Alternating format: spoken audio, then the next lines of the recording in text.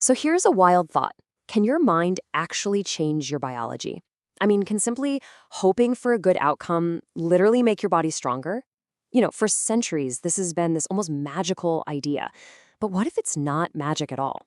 Today, we're going to dive into the science that's starting to show this mind-body connection is very, very real.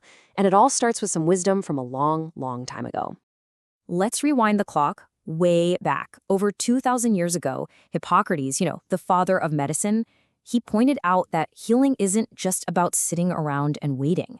He said it also needs an opportunity, a spark, a catalyst, something that actively gets the process going. And that is the huge question we're tackling today. What if we can create that opportunity for our own healing just by using our minds? And look, this isn't just philosophy anymore. Thanks to some incredible modern technology, this is becoming hard, measurable science. Okay, so let's start with this foundational idea, the mind-body connection. For the longest time, people kind of saw this as a soft science, hard to prove.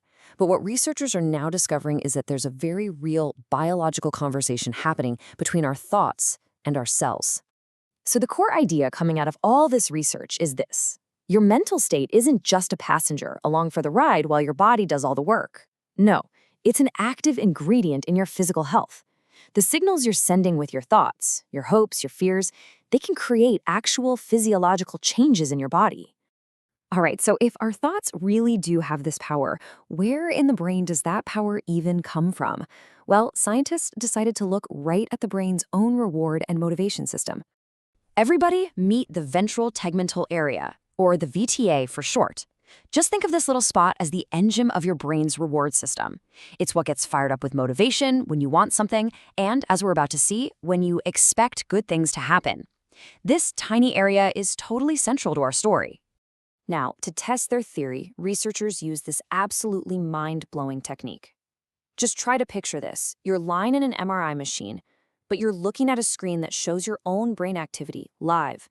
Your goal? Make one specific part of your brain, in this case the VTA, light up. It's basically a video game where your thoughts are the controller. How cool is that? And this brings us to a truly groundbreaking study from 2026 in the journal Nature Medicine.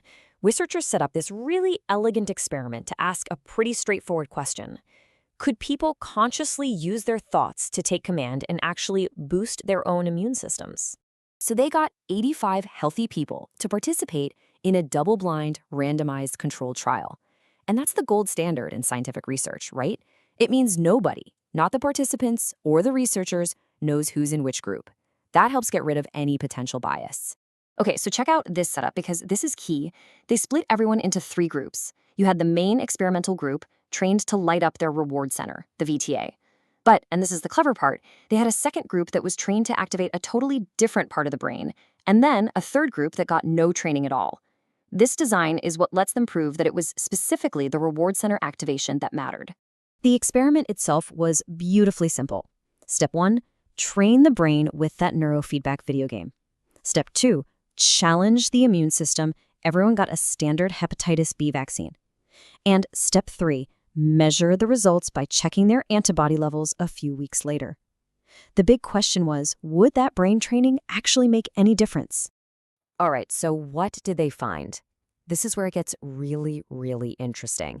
The results pointed to a direct, measurable link between what was happening in the brain and what was happening in the immune system. The main finding was totally unambiguous. Yep, brain activity was clearly connected to the strength of someone's immune response. But there was a twist. Now, you'd probably think the group that was specifically trained to activate their VTA would have the strongest immune response, right?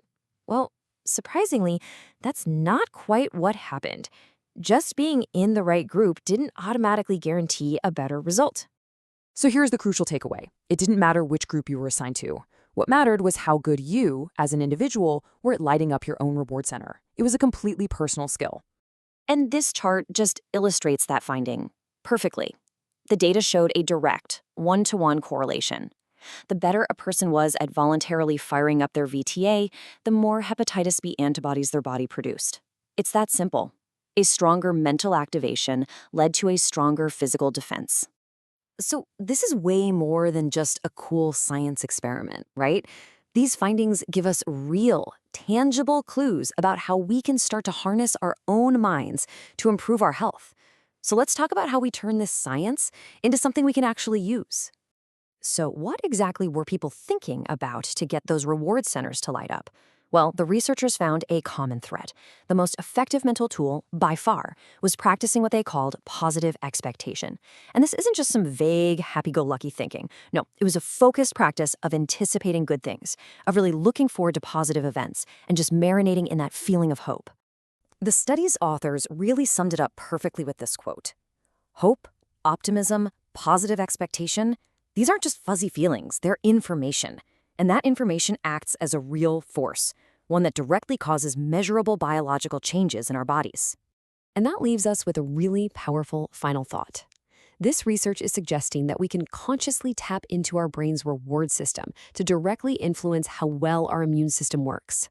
So, the question for all of us is, if your expectations are sending biological signals to your body right this second, what kind of healing information are you choosing to send today?